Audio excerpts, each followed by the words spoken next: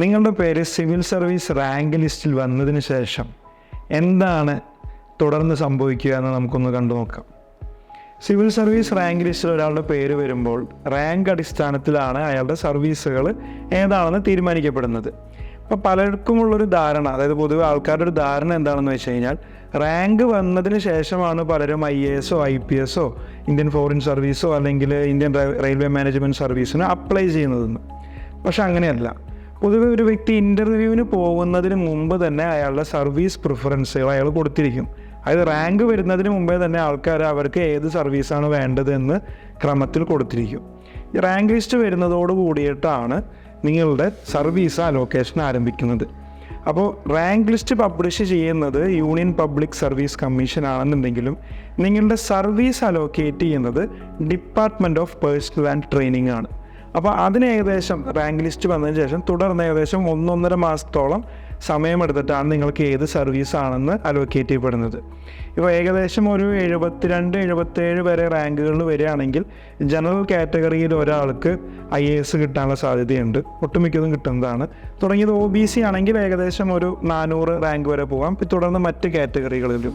അപ്പോൾ ഇതുപോലെ തന്നെ ഓരോ സർവീസിനും ഓരോ കാറ്റഗറി അനുസരിച്ച് റാങ്ക് വ്യത്യാസങ്ങൾ വരാനുള്ള സാധ്യതകളുണ്ട്. അപ്പോൾ ഇങ്ങനെ നിങ്ങൾക്ക് പല പല സർവീസുകൾ അലോക്കേറ്റ് ചെയ്യപ്പെടുകയാണ്. അപ്പോൾ എല്ലാവർക്കും പലപ്പോഴും എല്ലാവരും വിചാരം എന്താണെന്ന് വെച്ച് കഴിഞ്ഞാൽ പരീക്ഷ പാസ്സായതോടുകൂടി എല്ലാവരും IAS ആയി എന്നാണ്. പക്ഷേ എല്ലാവരും IAS ആവുകയല്ല. റാങ്ക് അടിസ്ഥാനത്തിൽ പലരും പല പല സർവീസിലേക്കാണ് പോകുന്നത്. ഇപ്പോൾ ഇന്ത്യൻ റവന്യൂ സർവീസിലേക്ക് പോകുന്ന വ്യക്തി ഇന്ത്യൻ റവന്യൂ സർവീസിലേക്ക് പോയി അയാൾ അവിടെ assistant commissioner, deputy commissioner, joint commissioner അങ്ങനെയുള്ള ഒരു കരിയർ ഗ്രോത്തിലേക്ക് പോവാണ് സാധ്യത. അപ്പോൾ അങ്ങനെ പല വ്യത്യസ്തമായ രീതിയിൽ ഇപ്പോൾ IAS കിട്ടിയ ആളാണെന്നുണ്ടെങ്കിൽ അയാൾ അസിസ്റ്റൻറ്റ് കളക്ടർ ആവുന്നു, സബ് കളക്ടർ ആവുന്നു, പിന്നെ തുടർന്ന് അയാൾ വേറെ ഡയറക്ടർ ആവുന്നു, തുടർന്ന് കളക്ടർ ആവുന്നു, തുടങ്ങിയ രീതിയിൽ പോകും. അപ്പോൾ അങ്ങനെ പല പല സർവീസിൽ അലോക്കേറ്റ് ചെയ്യപ്പെട്ട വ്യക്തികൾ ഏകദേശം 1.5 മാസത്തോളം കഴിയുമ്പോൾ നിങ്ങൾക്ക് അതറിയാൻ സാധിക്കും. അതിനുശേഷം നിങ്ങളെല്ലാവരും നിങ്ങൾക്ക് ഒരു ഫോം തരികയാണ്, അല്ലെങ്കിൽ നിങ്ങൾക്കൊരു ഓപ്ഷൻ തരികയാണ്. അതായത് നിങ്ങൾക്ക് ട്രെയിനിങ്ങിൽ ചേരാൻ താല്പര്യമുണ്ടോ, അതോ അടുത്ത തവണ പരീക്ഷ എഴുതാനാണോ നിങ്ങൾക്ക് താല്പര്യം, തുടർന്നും പരീക്ഷ എഴുതാനാണ്. ഇപ്പോൾ ചിലർക്ക് അവർ ആഗ്രഹിച്ചിരുന്ന IAS ആയിരിക്കും, ചിലപ്പോൾ അവർക്ക് കിട്ടിയിട്ടുണ്ടാവും IPS ആയിരിക്കും. അവർക്ക് ഒന്നുകൂടിയും പരീക്ഷ എഴുതാൻ താല്പര്യം ഉണ്ടെന്നുണ്ടെങ്കിൽ നിങ്ങൾക്ക് ആദ്യം അറിയിക്കാം, ഞങ്ങൾക്ക് ഇത്തവണ പരീക്ഷ എഴുതാൻ താല്പര്യമുണ്ട്, അതുകൊണ്ട് സർവീസിൽ അല്ലെങ്കിൽ ട്രെയിനിങ്ങിന് ജോയിൻ ചെയ്യുന്നില്ല എന്ന്. അല്ലാതെ ട്രെയിനിങ്ങിൽ ജോയിൻ ചെയ്യണമെന്ന് താല്പര്യമുള്ള എല്ലാ വ്യക്തികളും ആ ഓപ്ഷനിൽ മെയിൽ വഴി യെസ് എന്ന് അറിയിച്ചുകൊണ്ട് ഇവരെല്ലാവരും എന്ത് ചെയ്യും, ലബാസനയിലുള്ള കോമൺ ഫൗണ്ടേഷൻ കോഴ്സിന് പോയി ജോയിൻ ചെയ്യും. അങ്ങനെയാണ് പിന്നെ തുടർന്ന് ഇവരെല്ലാവരും ട്രെയിനിങ്ങിന് പോയി ജോയിൻ ചെയ്യുകയാണ്.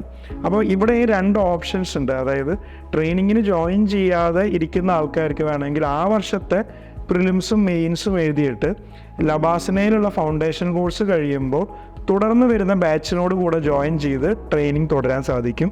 അല്ലാന്നുണ്ടെങ്കിൽ ചില സർവീസുകൾ, ഇതെല്ലാ സർവീസുകളും ഇല്ല, ചില സർവീസുകൾ തുടർന്നും 1 വർഷം കൂടി ലീവ് എടുക്കാനുള്ള ഒരു ഓപ്ഷൻ കൂടി കൊടുക്കുന്നതാണ്.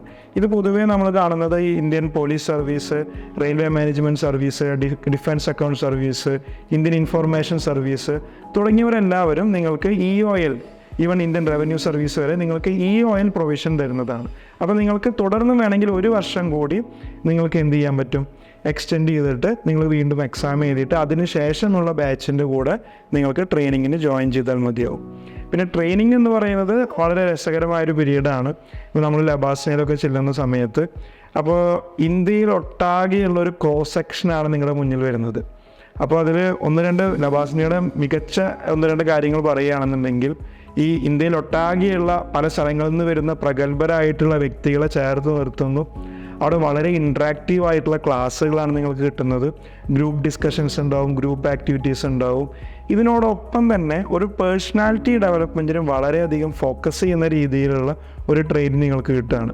ആ ട്രെയിനിങ് എന്ന് പറയുകയാണെന്നുണ്ടെങ്കിൽ നിങ്ങളുടെ കോ കരിക്കുലർ ആക്ടിവിറ്റീസ്, അതായത് ഇപ്പോൾ നിങ്ങൾക്ക് പാട്ട് പാടാൻ അല്ലെങ്കിൽ ഏതെങ്കിലും ഒരു സംഗീതോപകരണം പഠിക്കാൻ താല്പര്യമുണ്ട്, ഇല്ലാന്നുണ്ടെങ്കിൽ നിങ്ങൾക്ക് സ്പോർട്സിൽ നിങ്ങൾ ഇൻട്രസ്റ്റഡ് ആണ്, അപ്പോൾ അവിടെ നിങ്ങൾക്ക് badminton, loan tennis, basket ball, swimming, cricket, football ഇതിനെല്ലാം ഉള്ള ഓപ്ഷനുകളുണ്ട്. ഒരു മികച്ചൊരു സിന്തറ്റിക് ട്രാക്ക് അവിടെ അവൈലബിൾ ആണ്. ഇല്ലെങ്കിൽ നിങ്ങൾക്ക് മികച്ചൊരു ജിം, ഒപ്പം തന്നെ സുംബ അല്ലെങ്കിൽ യോഗ തുടങ്ങിയ എല്ലാ ആക്ടിവിറ്റീസും അവിടെ അവൈലബിൾ ആണ്. ഏത് ആക്ടിവിറ്റി നിങ്ങൾ ജോയിൻ ചെയ്യണമെന്ന് നിങ്ങൾ തീരുമാനിച്ചാൽ മതി.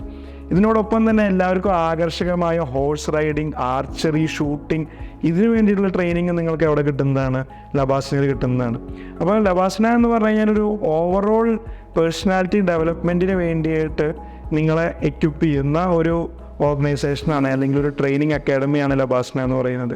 അപ്പോൾ ആ ഒരു 3 മാസം എന്ന് പറയുന്നത് പലപ്പോഴും നമ്മളുടെ സമയം എങ്ങനെയാണ് പോകുന്നത് നമ്മൾ അറിയാൻ സാധിക്കില്ല. അത്രയധികം ആക്ടിവിറ്റീസിൽ നമ്മൾ ഇൻവോൾവ് ആവും. തുടർന്നും നിങ്ങൾ ജോയിൻ ചെയ്യുന്ന നിങ്ങളുടെ അക്കാഡമി, സർവീസ് അക്കാഡമിയിലും ഇതുപോലുള്ള ഈ ട്രെയിനിങ്ങൾ കണ്ടിന്യൂ ചെയ്യും. പക്ഷേ നിങ്ങളുടെ കുറച്ചുകൂടി ഒരു ഡൊമൈൻ എക്സ്പെർട്ടീസ് കൂടി ഇമ്പ്രൂവ് ചെയ്യുന്ന രീതിയിലായിരിക്കും അവിടുത്തെ ട്രെയിനിങ് ക്രമീകരിച്ചിട്ടുണ്ടാവുക. അപ്പോൾ അവിടെ കുറച്ചുകൂടി നിങ്ങളിപ്പോൾ റവന്യൂ സർവീസിലാണെങ്കിൽ ഇൻകം ടാക്സിനെ പറ്റിയോ GST പറ്റിയോ കൂടുതലായിട്ട് നിങ്ങൾ അറിയും. അപ്പോൾ Indian post and telecommunication, accounts and finance service ആണെന്നുണ്ടെങ്കിൽ നിങ്ങൾ അവിടെ കുറച്ചുകൂടി സ്പെക്ട്രം ഓപ്ഷൻ എങ്ങനെയാണ്, ടെലികമ്മ്യൂണിക്കേഷൻ ടെക്നോളജീസ് എന്തൊക്കെയാണ്, അപ്പോൾ അതിനെ കൂടിയുള്ള നിങ്ങൾ പഠിക്കുന്നതായിരിക്കും. അതിനെ കൂടിയിട്ടുള്ള ഒരു ഡൊമൈൻ എക്സ്പെർട്ടീസ് നിങ്ങൾക്ക് കിട്ടുന്നതാണ്. ഒപ്പം തന്നെ നിങ്ങളുടെ sports, arts, extra curricular activities ഇതിനുള്ളൊരു ഓപ്പർച്യൂണിറ്റി കിട്ടുന്നതാണ്. പിന്നെ എല്ലാ ട്രെയിനിങ് അക്കാഡമിയിലും ഇപ്പോൾ നിങ്ങൾ ലബാസ്നയിലാണെന്നുണ്ടെങ്കിൽ തന്നെ നിങ്ങൾ ഇറങ്ങുന്ന സമയത്ത് പ്രസിഡൻസിൻ്റെ അവാർഡുണ്ട്. President award for best officer trainee, directors award for best officer trainee. ഈ 2 അവാർഡുകളും വളരെ പ്രസ്റ്റീജിയസ് ആയിട്ടുള്ള അവാർഡുകളാണ്. തുടർന്ന് ഇതുപോലെ തന്നെയുള്ള അവാർഡുകൾ നിങ്ങളുടെ പാരൻ്റ് അക്കാഡമിയിലും നിങ്ങൾക്ക് കിട്ടുന്നതാണ്. പലപ്പോഴും കഴിഞ്ഞ 1-2 വർഷങ്ങളായിട്ട് നിങ്ങൾക്ക് കാണാൻ സാധിക്കും മലയാളികളെല്ലാവരും ഈ അവാർഡ് നേടിയിട്ടുള്ളതും അല്ലെങ്കിൽ ഈ അവാർഡിൻ്റെ ഫൈനൽ ലിസ്റ്റിൽ വരെ വന്ന വ്യക്തികൾ ഒരുപാട് പേരെ നിങ്ങൾക്ക് കാണാൻ സാധിക്കും. അപ്പോൾ ട്രെയിനിങ് എന്ന് പറയുന്നത് വളരെ മനോഹരമായൊരു പീരീഡായിരിക്കും. ഈ ട്രെയിനിങ്ങിന് ശേഷമായിരിക്കും നിങ്ങളുടെ ഫസ്റ്റ് പോസ്റ്റിംഗ്. അപ്പോൾ ഏകദേശം നിങ്ങളുടെ റാങ്ക് ലിസ്റ്റ് വന്ന് ഒരു 3 മാസത്തിനുള്ളിലായിരിക്കും ലബാസ്നയിലെ കോഴ്സ് സ്റ്റാർട്ട് ചെയ്യുക. ആ കോഴ്സ് സ്റ്റാർട്ട് ചെയ്ത് 2 വർഷത്തിന് ശേഷമായിരിക്കും, ഏകദേശം 2 വർഷത്തിന് ശേഷമായിരിക്കും നിങ്ങളുടെ ഫസ്റ്റ് പോസ്റ്റിംഗ് നിങ്ങൾക്ക് കിട്ടുന്നത്. അതോടുകൂടി നിങ്ങളൊരു ഓഫീസർ എന്ന നിലയിൽ നിങ്ങൾ രാജ്യസേവനത്തിന് വേണ്ടി പൂർണ്ണമായും നിങ്ങൾ തയ്യാറാക്കപ്പെട്ട വ്യക്തികളായി മാറി നമ്മുടെ പൗരന്മാർക്ക് നല്ല സേവനം കാഴ്ചവെക്കാൻ നിങ്ങൾക്ക് സാധിക്കും.